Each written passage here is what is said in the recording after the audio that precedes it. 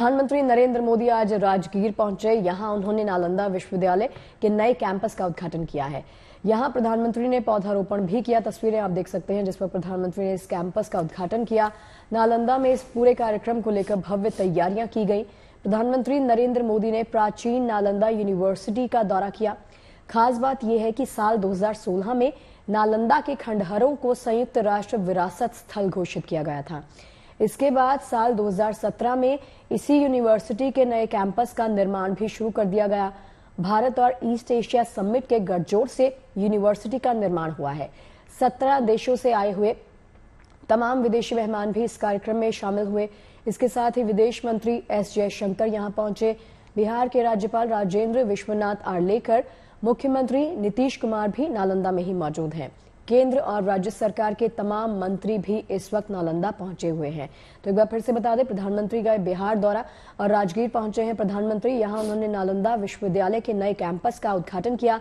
उसी वक्त की तस्वीरें आप देख सकते हैं। प्रधानमंत्री का अभिवादन करते हुए तमाम नेताओं को प्रधानमंत्री ने पौधारोपण किया और कार्यक्रम को लेकर भव्य तैयारियां और तमाम तस्वीरें आपको गुड न्यूज टुडे के माध्यम से दिखा रहे हैं। इस प्राचीन नालंदा यूनिवर्सिटी का दौरा करते हुए प्रधानमंत्री को आप देख सकते हैं। अब खास बात इसी के साथ जुड़ी हुई कि साल 2016 में इसी खंडहरों को संयुक्त राष्ट्र विरासत स्थल घोषित कर दिया गया था।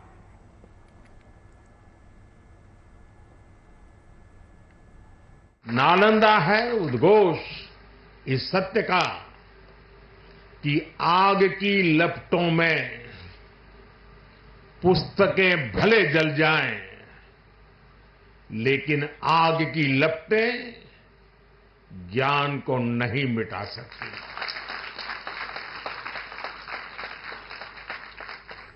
नालंदा के ध्वंस ने भारत को अंधकार से भर दिया था। अब इसकी पुनर्स्थापना भारत के स्वर्णिम युग की शुरुआत करने जा रहा है। पूरा उत्तर भारत भीषण गर्मी की चपेट में है। ऐसे में अगर 24 घंटे बिजली गुल हो जाए तो लोगों की परेशानी का अंदाजा लगाया जा सकता है। यूपी में कुछ जगहों पर इन दिनों बिजली कटौती ने लोगों को परेशान कर रखा है। कुछ जगहों पर तो सोसाइटी का मेंटेनेंस खराब है तो कुछ जगहों पर बिजली की सप्लाई ही नहीं हो रही। ग्रेटर नोएडा के हैबतपुर में दिन में मुश्किल से 1 घंटे बिजली आ रही है। गुड न्यूज टुडे पर हम बिजली की इस परेशानी के खिलाफ मुहिम छेड़ रहे हैं।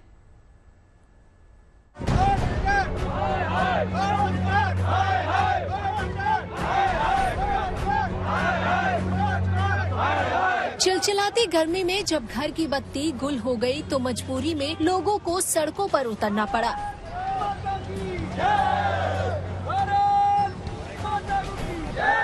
गाजियाबाद की गॉड सिद्धार्थम सोसाइटी में रहने वाले लोग इन दिनों पावर कट से परेशान हैं। बाहर तापमान 45 डिग्री छूने को बेताब है और इस बेतहाशा गर्मी में घर में 24 घंटे बिजली गुल है। इस पावर कट ने लोगों का घर में रहना मुश्किल कर दिया है। बिजली कटौती रोजमर्रा के कामों में भी बाधा बन गई है। बिजली न होने पर घरों में पानी भी नहीं आ रहा है। सोसाइटी के लोगों ने कई बार इसकी शिकायत की लेकिन कोई सुनवाई नहीं हुई।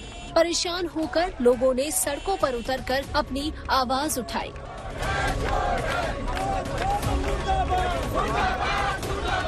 कल शाम से लाइट कंटिन्यूअस कटी हुई है और अभी तक कोई सुनवाई भी कोई प्रॉपर जवाब नहीं आया है। लोग जो क्लब हाउस में पड़े हुए हैं, अपने बच्चों को लेकर के जिम में पड़े हुए हैं, पार्कों में पड़े हुए हैं और बहुत ही मजबूर है। मतलब स्कूल अंडे की तरह उबल रहे हैं हम लोग यहाँ पर और उल्टी दस्त से लोग पीड़ित हैं। बहुत बुरा हाल हो चुका है। डिहाइड्रेशन बहुत बुरी तरह बढ़ चुका है। यहाँ पर 46 डिग्री टेम्परेचर चल रहा है और मैं समझता हूँ कि सोसाइटी के जो मेंटेनेंस है वो किसी बारे में सुनवाई नहीं कर रही है। यहाँ के लोगों को बहुत हल्के में ले रही है। हंगामा बढ़ता देख मौके पर पुलिस पहुंच गई। काफी मशक्कत के बाद पुलिस ने लोगों का गुस्सा शांत कराया। समझा बुझाकर लोगों को घर भेजा गया, लेकिन इस समस्या का अभी तक कोई ठोस हल नहीं निकला है। सिर्फ गाजियाबाद ही नहीं, यूपी के तमाम इलाके इन दिनों बिजली कटौती से परेशान हैं। ग्रेटर नोएडा में गौर सिटी के सामने हैबतपुर गांव में पिछले 1 महीने से बिजली कटौती हो रही है। दिन में ज्यादा से ज्यादा 1 घंटे के लिए बिजली आती है। बिजली न होने से पानी की भी दिक्कत हो रही है। ऐसी तस्वीर जिसे इस गर्मी में अगर आप देखें तो आपकी रूह कांप जाएगी। भला सोचिए, एक ऐसी जगह जहां लाखों की आबादी रहती है, लेकिन 1 महीने से यहाँ बिजली नहीं है। बिजली आ जाती है दिन में 5-7 मिनट के लिए, लेकिन रोजमर्रा के सारे काम ठप पड़े हुए हैं। लोगों के घर में अंधेरा है और पारा 45 के पार है। जहां आप एसी में बैठे होंगे अभी और शायद कल्पना नहीं कर पा रहे होंगे कि कुछ लोगों के ऐसे भी घर है जिसमें छोटे बच्चे हैं, बीमार लोग हैं, लेकिन बिजली नहीं है, पानी नहीं है। मैं अभी आपको घर दिखाती हूँ, पूरा अंधेरा छाया हुआ है। यहाँ 24 घंटे से तो लाइट ही नहीं आई। 1-1.5 महीने से लगभग ऐसा ही हो रहा है कि 24 घंटे में से 5-7 मिनट के लिए, 1 घंटे के लिए बिजली आ जाती है, जिसमें लोग अपना थोड़ा बहुत मोबाइल फोन चार्ज कर लेते हैं या इन्वर्टर अगर चार्ज हो जाता है तो हो पाता है। लेकिन अब तो यहाँ मंजर ऐसा हो गया है कि 24 घंटे हो गए हैं, बिजली ही नहीं आई। और इस मौसम में जिसमें बिना पंखे के, बिना एसी के रहना मुश्किल हो जाता है। ये घर देखिए, पंखे लगे हुए हैं, कूलर भी लगा हुआ है, एसी भी लगा है, लेकिन सब ठप पड़ा है। अम्मा जी, कब से बिजली नहीं आई है? बिजली बेटा नहीं आ रही है 1.5-2 महीने से। बस घंटे आती है, 10-5 मिनट का आएगी, लपस से चली जाती है। चला के ऐसे बच्चों को जिया रही ने, बताओ कैसे जिंदगी ये बीतेगी। 1-1.5 महीने से लाइट ही नहीं आ रही। लाइट नहीं आ रही तो पानी कहाँ से मिलेगा? पानी नहीं मिल रहा। जो बोतल 10 रुपए की, 20 रुपए की, वो 30 की, 40 की कर दिए, वो भी ठंडा नहीं कर रहे हैं। लाइट नहीं आ रही तो ठंडा कहाँ से मिले? आइए बेटा, बाहर इधर आइए। लाइट नहीं आ रही, गर्मी तो मैं देख पा रही हूँ। आप भी एक बार जरा देखिए, थोड़ा पास आइए, पसीना आ रहा है बच्चे को। लाइट नहीं आ रही है, समर वेकेशन पड़ गई होगी, गर्मी की छुट्टियाँ, दिक्कत हो रही होगी बहुत। हाँ, हो रही है। तो क्या आप इसी के सहारे सोते हो? पंखा ही चलते हो? हाँ, इसी के सहारे सोते हैं। नहाने में, पानी पीने में, हर चीज में दिक्कत हो रही है? हाँ, हो रही है हर चीज में दिक्कत। घर में मीटर लगा हुआ है। एक चीज जरूर दिखाऊंगी आपको, ये इन्वर्टर भी है जो कि चार्ज नहीं है, क्योंकि 24 घंटे से बिजली नहीं आई। वहां पर आपको मीटर भी नजर आएगा। मीटर लगा हुआ है, बिजली का बिल बराबर आता है। बिजली का बिल हर महीने आ रहा है? हाँ जी मैम, बिल तो हर महीने आ रहा है, 5-6। मगर तो बिजली का बिल आ किस चीज का रहा है? क्योंकि बिजली तो आ नहीं रही। मगर जो भी आती है 10 मिनट 5 मिनट जो दे देते हैं उसी का आता है। बिल तो हर महीने दे रहे हैं हम लोग, ऐसा तो है नहीं बिल नहीं दे रहे हैं। बिल तो हर महीने पे कर रहे हैं हम लोग। घर में लाइट नहीं है, बच्चे कितना परेशान हो रहा है, हमें कितनी दिक्कत। मैं देख पा रही हूँ आपको घमौरियाँ और रैशेस भी हो गई है गर्मी। हाँ जी मैम, गर्मी की वजह से यहाँ पे जब से हम लोग गांव से आए हैं, यहाँ पे लाइट टिकी नहीं रही है। 1 मिनट 2 मिनट रहती है, उसके बाद तुरंत चली जाती है। रात बच्चे सोते भी नहीं है, रोते रहते हैं। छत पे जाओ तो पूरा लेटो तो इतना गर्म रहता है, लेट भी नहीं जाता। तो अभी सो कहाँ रहे हैं? कैसे खाना बन रहा है? कैसे रोजमर्रा के काम हो रहे हैं? मैम, जिस तरह से बना रहे हैं अंधेरे में हम लोग, वो तो हम ही लोग जानते हैं। इलाके के लोगों ने शिकायतें तो बहुत की, लेकिन हालात अब भी जस के तस बने हुए हैं।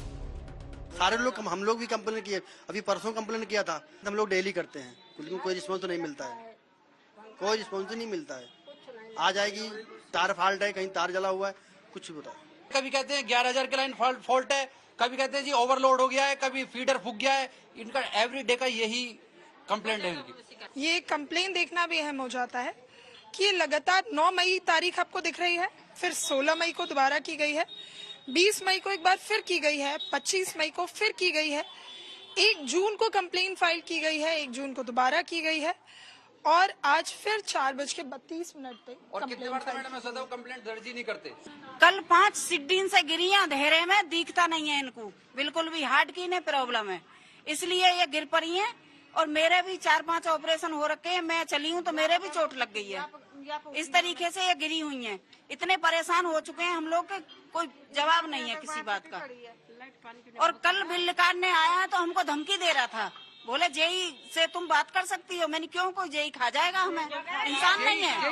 हाँ, तो बोले नंबर दे के जाऊँ। मैंने हाँ दे के जा। बोले जाओ उधर वहाँ और आप नंबर लेके आओ। मैंने कहा तू किस बात का बिल निकालने आया फिर यहाँ? तो मेरी उससे मुँह बकवाद हुई है। और फोन करते हैं तो फोन नहीं उठाता है। एक बार ये भी देख लीजिए, यहाँ से देखिए, मैं आपको सीधा दिखा रही हूँ। 24 मई से लेकर लगातार कितनी कॉल की गई है, लेकिन सबसे बड़ी बात कि एक भी कॉल उठाया ही नहीं गया है। हालांकि यूपी के ऊर्जा मंत्री का दावा है कि प्रदेश में बिजली सप्लाई में कोई दिक्कत नहीं है। इस समय उत्तर प्रदेश के इतिहास में पहली बार हम 24 घंटे बिजली दे रहे हैं। मैंने कुछ महीने पहले ही कहा था कि उत्तर प्रदेश में जो रोस्टर की व्यवस्था है उसे दूर करते हुए हम 24 घंटे बिजली देने की दिशा में आगे बढ़ेंगे, और पिछले कई महीनों से हम 24 घंटे बिजली देने की दिशा में आगे बढ़ चुके हैं। दावे भले ही लगातार सप्लाई के हों, लेकिन ग्रेटर नोएडा के हैबतपुर की ये तस्वीरें इस दावे पर सवाल खड़े कर रही हैं। लोग यही चाहते हैं कि किसी तरह बिजली की समस्या का कोई ठोस हल निकाला जाए, ताकि इस बेतहाशा गर्मी में कम से कम बिजली का सहारा तो मिले।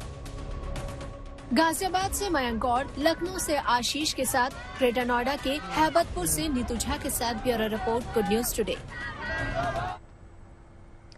और चलिए इसी पर ज्यादा बातचीत करने के लिए गुंजन सीधा गाजियाबाद ही चलते हैं। नीतू झा हमारी सहयोगी हमारे साथ जुड़ गई है, उन्हीं का रुख कर लेते हैं। नीतू, जो तस्वीरें, जो स्टोरीज, जो बाइट्स आपने दिखाई ना गुंजन, आई एम श्योर कि आप भी इत्तेफाक रखेंगे, वो सरप्राइज कर रही है मुझे। क्या अधिकारी बोल रहे हैं और क्या लोग बोल रहे हैं, जमीन आसमान का अंतर है। दोनों ही चीजें कॉन्ट्राडिक्टरी। एक तरफ लोग कह रहे हैं कि 24 घंटे बिजली ही नहीं आ रही, 1 महीने से बिजली नहीं आ रही, इतनी परेशानी हो रही है कि हमारा रहना, खाना पीना सब कुछ मुश्किल हो रहा है। दूसरी तरफ अधिकारी साफ तौर पर बोल रहे हैं कि लगातार बिजली सप्लाई दी जा रही है, कोई दिक्कत ही नहीं है।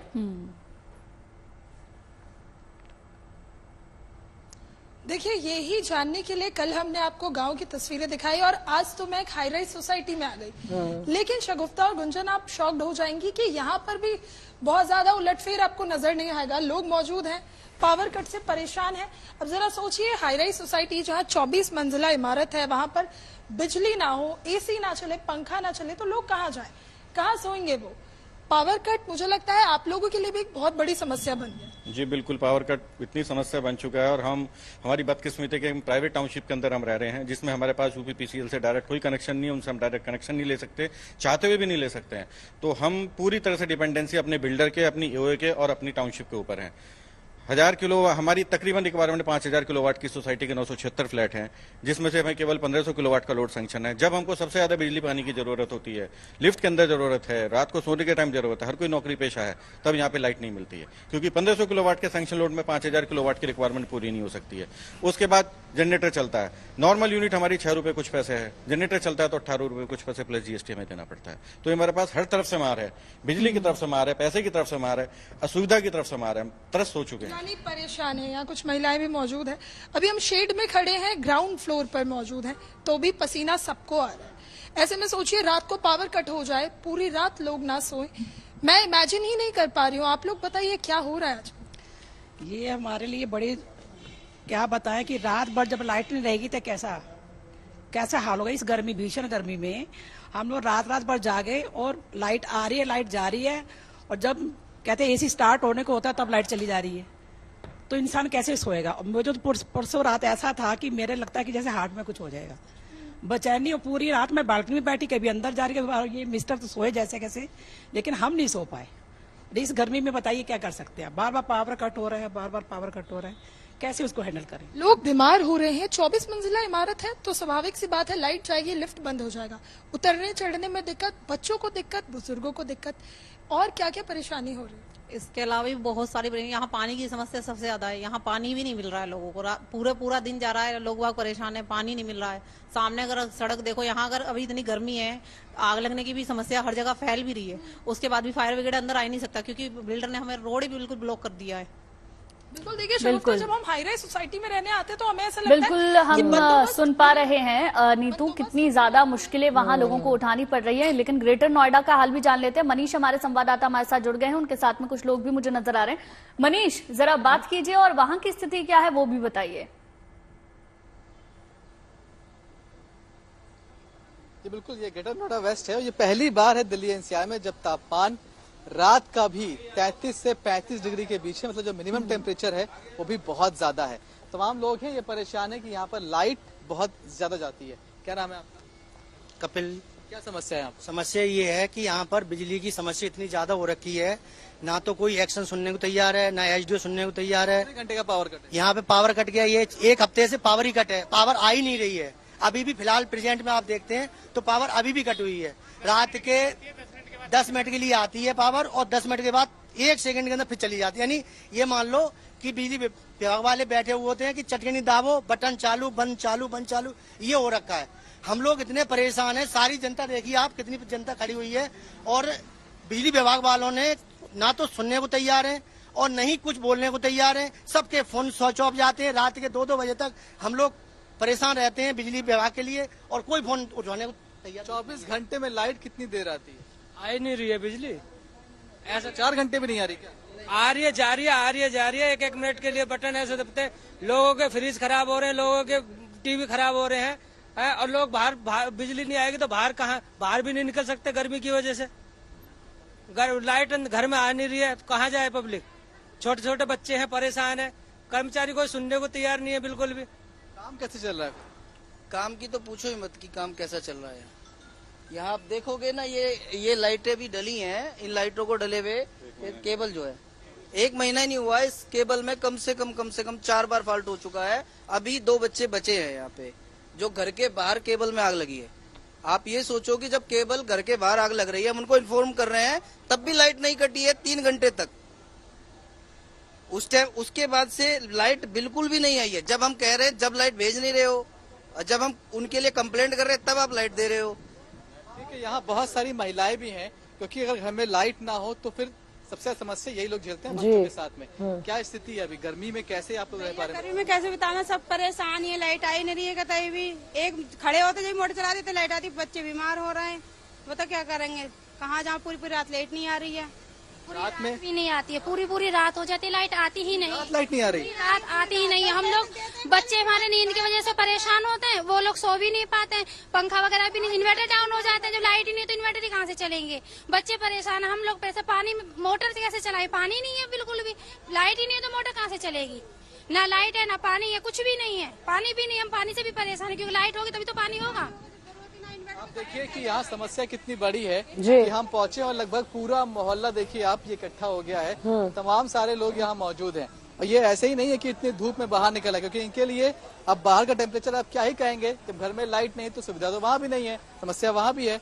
तो अब ऐसे में कितनी बार शिकायतें करते हैं, कितनी बार फोन करते हैं, क्या जवाब मिलता है? शिकायत भैया रोज ही होती है। रात के 2-2 बजे तक मैं फोन लगाता हूँ, सबके फोन ऑफ स्विच ऑफ रहते हैं। मैंने कल की डेट में एक्शन के पास कम से कम 15 फोन किए होंगे, जेई के पास 20 फोन किए होंगे। यहाँ तक कि बिजली घर पे भी गए हम लोग, वहाँ पे भी धरना प्रदर्शन किया था परसों और कल भी धरना प्रदर्शन हुआ था, शायद आपने देखा भी होगा। कहते हैं वो ये कुछ सुनने को तैयार ही नहीं है। फोन लगाओ अभी हम चेक करते हैं कि उनका फोन स्विच ऑफ है क्या है। कितनी कंप्लेंट्स है हमारी 19-12 पे? आप देखिए डेली की कंप्लेंट, डेली 19-12 हेल्पलाइन नंबर नहीं ले रहे। इंडिविजुअल जेई पे भी फोन करते, वो भी नहीं उठाते हैं।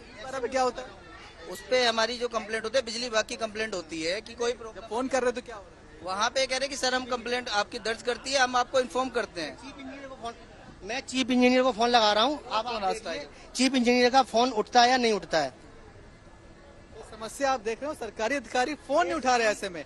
खास साहब है, चीफ इंजीनियर है, बेल जा रही है इस पे।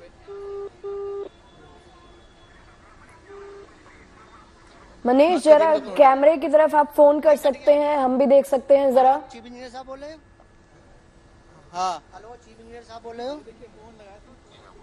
सर मैं दूधेश्वर इंक्लेव से बोल रहा था। यहाँ पे लाइट की बहुत समस्या हो रही है। कल ये चिपियाना खुर्द दूधेश्वर इंक्लेव, चिपियाना खुर्द दूधेश्वर इंक्लेव, गौर स्ट्रीट 2 नोएडा वेस्ट से। सेक्टर कौन सा है? ये सेक्टर नहीं, ये चिपियाना खुर्द पड़ता है, तिगड़ी गोल चक्कर के पास। हाँ। तो यहाँ पर कल मैंने आपके पास भी 4-5 फोन लगाए, आपने कोई कॉल नहीं उठाई। हम लोग रात में परेशान हो रहे हैं, बिजली की वजह से बच्चे बीमार पड़ रहे हैं। यहाँ लाइनें सारी फूकी पड़ी हैं और कोई सुनने को तैयार नहीं, ना बिजली विभाग वाले सुनने को तैयार है। मैं सुदामापुरी बिजली घर पे जाता हूँ तो बोलते हैं टेढ़ा पे जाइए, टेढ़ा वाले बोलते हैं सुदामापुरी बिजली घर पे जाइए, और कोई लाइन नहीं मैं आपको बताता हूँ जी एक्चुअली वहाँ की सप्लाई जो है वो सुदामापुरी से चल रही है। ठीक है, सुदामापुरी से चल रही है, चलती ही है सप्लाई। ठीक है, पूरी बिजली घर जो गाजियाबाद में उससे चलती है। ठीक। और चूंकि वहाँ पर जो उनकी 33 की लाइन ओवरलोड हो रही है, तो आपको सप्लाई मिल रही होगी, लेकिन अल्टरनेट मिल रही होगी। अल्टरनेट का सर अल्टरनेट भी नहीं है। कल रात के 2 बजे तक सप्लाई नहीं आई है। और एसडीओ को कॉल करता हूँ, एसडीओ पहले तो स्विच ऑफ रखते हैं, जेई साहब स्विच ऑफ रखते हैं, उनका कभी स्विच ऑन होता ही नहीं है। लाइनमैन कोई सुनने को तैयार नहीं होता सर। सुनिए जी, आप किस एसडीओ को मिला रहे हैं? आपको ये देखना होगा कि आप सुदामापुरी के एसडीओ को मिला रहे हैं कि यहाँ नहीं, मैं आपके जो अपना ये इटाड़ा बिजली घर के जो एसडीओ है उनसे आपको दे रहा हूँ। देखिए वो आपका नंबर है क्या? 1 सेकंड होल्ड करिए। हाँ जी, 1 सेकंड होल्ड करिए जी।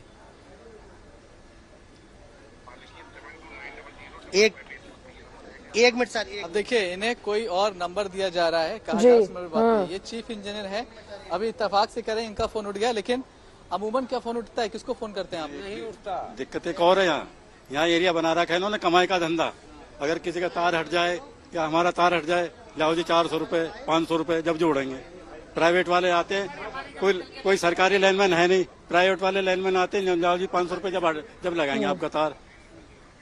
ये तार 1 हफ्ते मतलब 15 दिन पहले डले हुए हैं। आप देखो सारे भ्रष्ट हुए पड़े, भ्रष्ट नए तार लगे हुए हैं। मनीष लौटते हैं आपके पास इन्हीं तस्वीरों के साथ। रुक कर लेते हैं एक बार फिर से नीतू झा का। नीतू, अभी जैसे मनीष चौरसिया वहां पर मौजूद हैं, तमाम लोगों की दिक्कतें, उनकी परेशानियां, हालांकि नॉन स्टॉप परेशानियां हैं, इनका कोई सोल्यूशन तो नहीं मिल रहा। इत्तेफाक से जेई ने फोन उठा लिया, उन्होंने कहा कि आपको सप्लाई मिल रही है। तो ये अगेन जो स्टेटमेंट आया है ये कॉन्ट्रोडिक्टरी हो गया, क्योंकि लोग कुछ बोल रहे हैं, आप कुछ बोल रहे हैं, आश्वासन ही दिया जा रहा है, दावे ही किए जा रहे हैं, लेकिन क्लियर पिक्चर दिखाई नहीं दे रही। आप जहां पर नीतू मौजूद है, जरा लोगों से पूछिए कितनी बार उन्होंने फोन किया है, कितनी बार कंप्लेंट्स फाइल की हैं, कोई रिस्पांस, किसी तरह का रिप्लाई मिला है या नहीं मिला है? मौके पर अधिकारी आए हैं या नहीं आए हैं? देखो शगुफ्ता, सीधा लोगों से ही जानती हूँ, बिजली नहीं है, पानी साफ नहीं है। कितनी बार आप लोगों ने कंप्लेंट की? क्योंकि अभी हमारे सहयोगी भी दिखा रहे थे, तो उन्होंने कॉल की तो अधिकारी ने फोन तो उठाया, लेकिन फिर वही एक आश्वासन। आप लोग किसके पास गए? हम लोगों ने पानी की, बिजली की कई बार एओए से भी कंप्लेंट करी है, लोकल पुलिस थाने में भी कंप्लेंट करी है। एओए वाले तो किसी ग्रुप पे कोई जवाब देते नहीं है। हम लोगों के पास कोई ऑप्शन नहीं है, हम लोग फिर खुद जाके देखते हैं पानी की सफाई। कल हम लोग खुद छत पे 24 फ्लोर पे जाके देखा तो पानी की इतनी गंदगी थी, जो पानी पिछले हम 1 साल से पी रहे थे, वो पानी का गंदगी देख के हम लोग शौक रह गए कि हम क्या पी रहे थे। हम बीमार नहीं होंगे बच्चे तो कैसे रहेंगे? लेकिन शिकायत क्यों नहीं थी? बिल्डर से बात नहीं की क्या कि इस सोसाइटी में बिजली क्यों नहीं आ रही है? या जिनसे घर खरीदा था आपने, कोई तो बिजली मुहैया कराता होगा, कोई तो सरकारी ऑफिस होगा जहां आप जा सकते होंगे, कंप्लेन कर सकते हो। बिल्डर से डायरेक्ट रीच करने का कोई पॉसिबल ऐसा कोई वे नहीं है। हम लोग एओए के थ्रू ही जाते हैं। एओए को जो भी कंप्लेंट करी जाती है तो एओए उसको जो ऐसे भी तोड़ मोड़ के हमें जवाब दिए जाते हैं कि ऐसे ऐसे बिल्डर से ये हो गया है, अप्रूवल आ गया है, वो आ गया। बट आज तक बिजली का लोड भी हमारी सोसाइटी में नहीं पड़ा है। जैसे कि प्रवीण जी ने बताया, 5000 की रिक्वायरमेंट है और 1500 लोड पे आज हमारी सोसाइटी चल रही है, जो कि सोसाइटी के लिए बिल्कुल भी इनफ नहीं है। उसके लिए अप्रूवल आए हुए हैं, पेमेंट अभी तक गया नहीं गया किसी को नहीं पता। इसी वजह से ट्रिप हो रहे हैं रात भर में। कल भी परसों रात 8 बजे बिजली गई, सुबह 6 बजे बिजली आई है। बच्चों ने और बूढ़ों ने कैसे रात काटी है सब हमें ही पता है। कितने सालों से आप इस सोसाइटी में? नहीं, हम भी अभी आए सोसाइटी में, लेकिन जिस तरह से हमको पता लगा कि यहाँ पे बिजली की, पानी की काफी समस्याएं हैं। 2-3 दिन पहले लाइट की बड़ी प्रॉब्लम थी, जो कि बच्चे, बूढ़े, सारे लोग। कंप्लेन की आपने? किसी को बताया? ऑलरेडी करी हुई है, जो हमारी सोसाइटी इन लोगों ने बनाया उनको ही बोला, लेकिन उनकी तरफ से कोई भी रिप्लाई प्रॉपर नहीं आया। सबसे बड़ी बात है पानी की, जो यहाँ पिया जितनी ज्यादा है, पानी से बहुत ज्यादा समस्या है, उसका कोई भी रुझान अभी तक, कोई सुझाव किसी ने नहीं बताया अभी तक। नहीं, देखिए, जब भी हम बात किसी समस्या की करते हैं तो आपकी आवाज तब सुनी जाती है जब आप शिकायत करते हैं। यहाँ इतने सारे फ्लैट्स हैं, मैं खुद देख पा रही हूँ, 24 मंजिला इमारत है और मुझे लगता है कि बड़ी तादाद में लोग यहाँ रहते हैं। शिकायत की कोई जवाब? एटलीस्ट जो हम कर सकते हैं ना, पहले हम अपने जो हमारी रेजिडेंस की एओए बनी होती है उसके थ्रू ही हम जाएंगे। बिल्डर के पास भी हम डायरेक्ट तो जा नहीं सकते, ना वो सुनेगा हमारी। हमने यहाँ पे भी कंप्लेंट कई बार दी है, जो यहाँ स्टेट मैनेजर है उनको भी दी है, सब चीजों को बता के, मगर वहां से कोई रिस्पॉन्स नहीं आता है। अभी करंट में एक स्टेट मैनेजर है जिनको कहा जाता है, वो कहते हैं हम कर रहे हैं, मगर हो नहीं रहा। पिछले 2 दिन में आप बिजली का देखेंगे ना, परसों आप आते बिल्कुल देखिए, परेशानी जो है वो खत्म होने का नाम नहीं ले रही है। चाहे हम नीतू के पास देखें, जो वहां लोग रहते हैं, हाई राइज सोसाइटी में रहते हैं, या फिर लोकल एरियाज में जो लोग रहते हैं, दोनों ही तरफ परेशानी बनी हुई है। बहुत बहुत शुक्रिया आप दोनों का हमारे साथ जुड़ने के लिए और तमाम ये तस्वीरें दिखाने के लिए।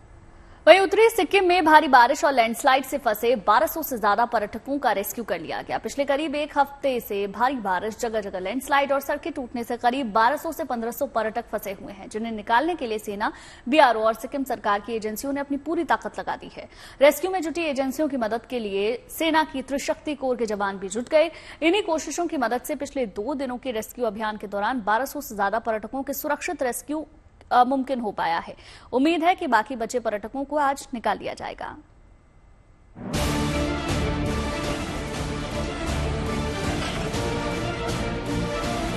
कुदरती आपदा से जूझ रहे सिक्किम में फंसे सैलानियों का रेस्क्यू युद्ध स्तर पर जारी है।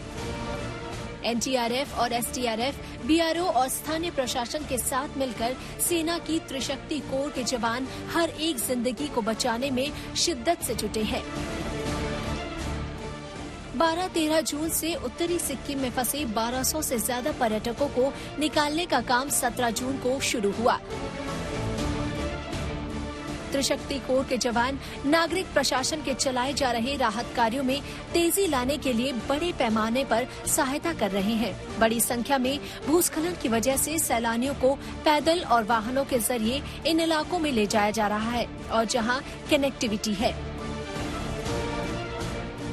जानकारी के मुताबिक सिक्किम में लैंडस्लाइड और बारिश की वजह से प्रशासन मंगल जिले के लाचुंग और आसपास के इलाकों में फंसे 1200 से ज्यादा पर्यटकों को अब तक रेस्क्यू कर लिया गया है।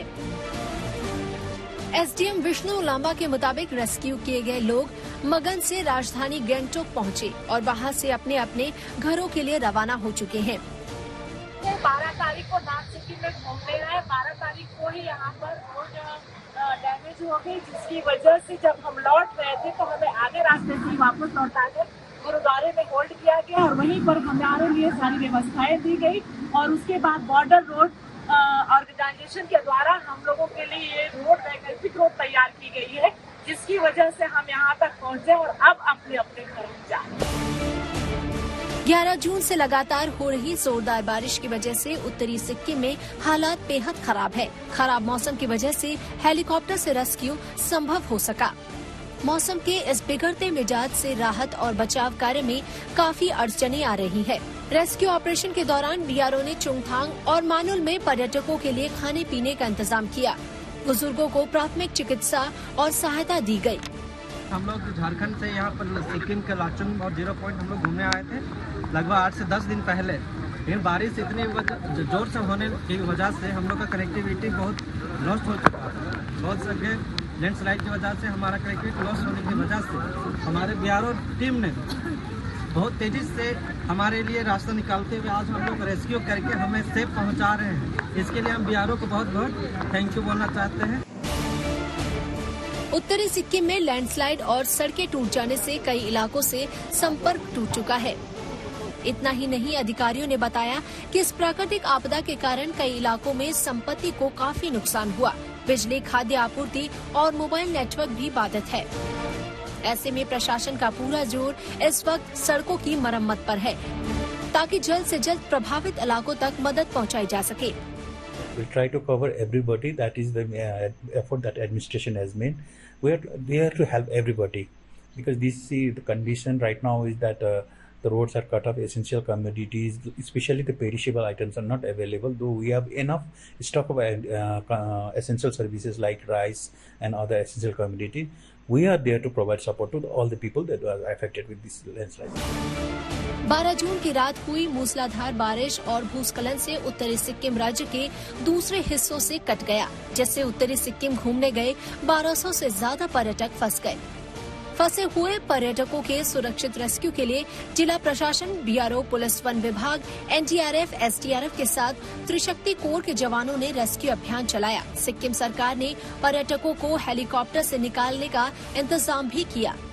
बागडोगरा में 6 MI हेलीकॉप्टर तैनात किए गए, लेकिन खराब मौसम की वजह से मंगलवार तक हेलीकॉप्टर उड़ान नहीं भर सका, जिसके चलते सड़क मार्ग से बचाव कार्य शुरू किया गया। Bureau report, good news today. दुनिया की धरोहरों में शामिल उत्तराखंड की फूलों की घाटी अब पर्यटकों से गुलजार होने लगी है। सामान्य तौर पर 1 जून से वैली ऑफ फ्लावर्स को सैलानियों के लिए खोल दिया जाता है। हालांकि फूलों का अच्छे से दीदार 15 जुलाई के बाद से ही होता है। फिर भी भारी संख्या में पर्यटकों का यहां आना शुरू हो चुका है। अब तक घाटी में 1500 से ज्यादा सैलानी पहुंच चुके हैं।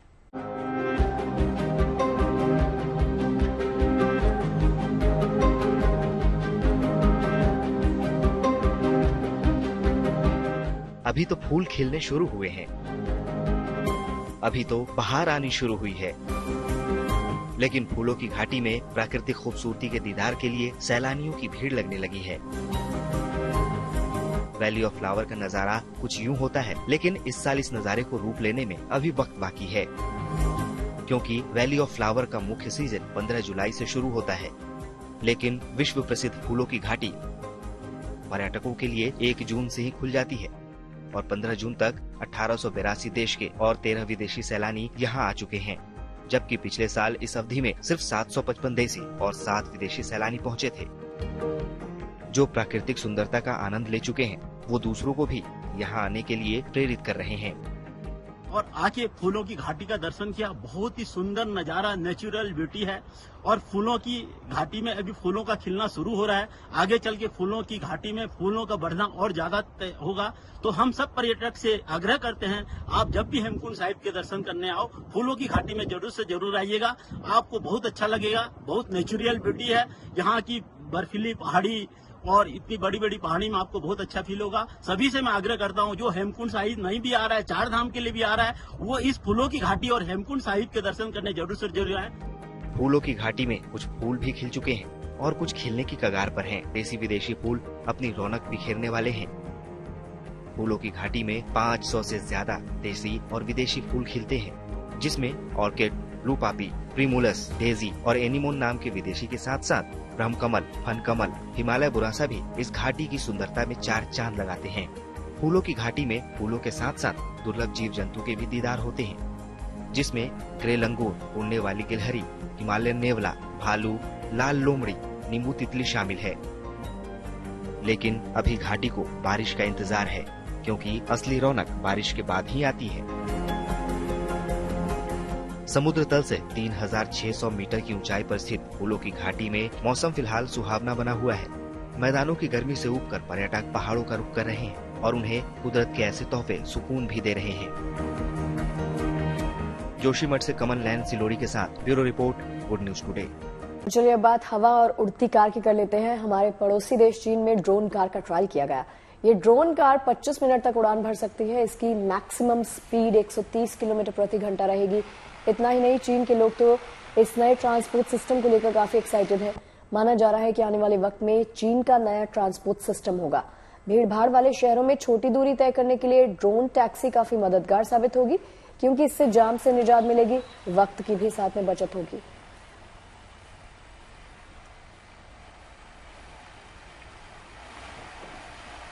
इधर साइबर सिटी गुरुग्राम में ड्रोन के जरिए जरूरी प्रोडक्ट्स और मेडिसिन किट की डिलीवरी हो रही है, जिसमें जहां समय और पैसे की बचत हो रही है, वहीं ट्रैफिक जाम के झंझट से भी छुटकारा मिल रहा है। कई कंपनियां ड्रोन निर्माण में लगी हैं और आने वाले समय में कई चीजों की डिलीवरी ड्रोन से होगी। मतलब प्रोडक्ट्स की डिलीवरी में अब देरी नहीं होगी।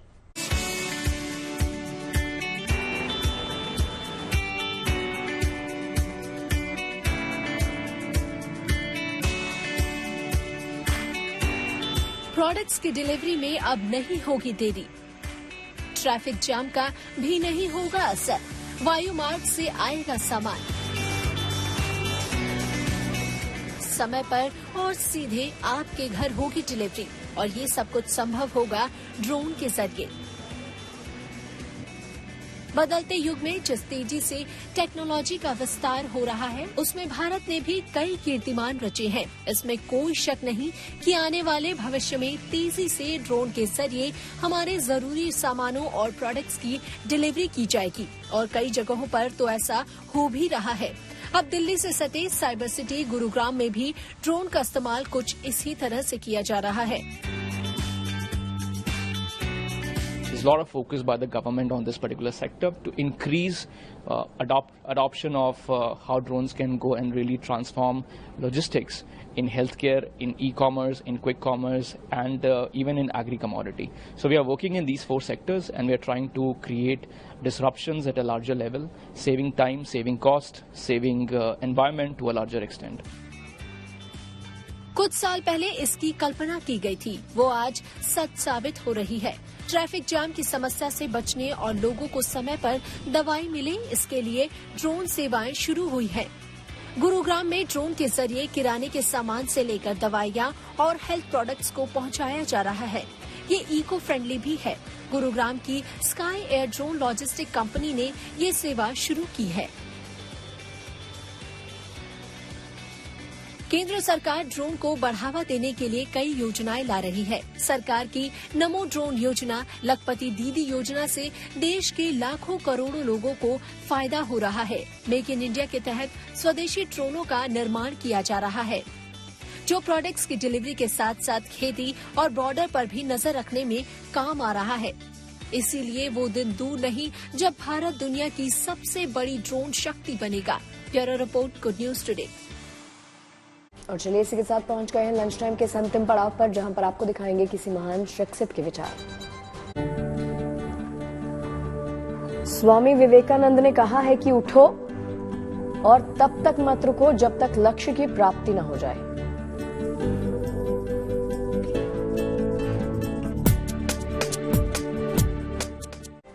उम्मीद करते हैं खबरों के इस लंच टाइम में आपको पेट भर जानकारियां जरूर मिली होंगी। और चलिए इस वादे के साथ छोड़ जाते हैं। मुलाकात होगी आप सभी के साथ अब कल। अपना बहुत ख्याल रखिए। देखते रहिए GNT। नमस्कार।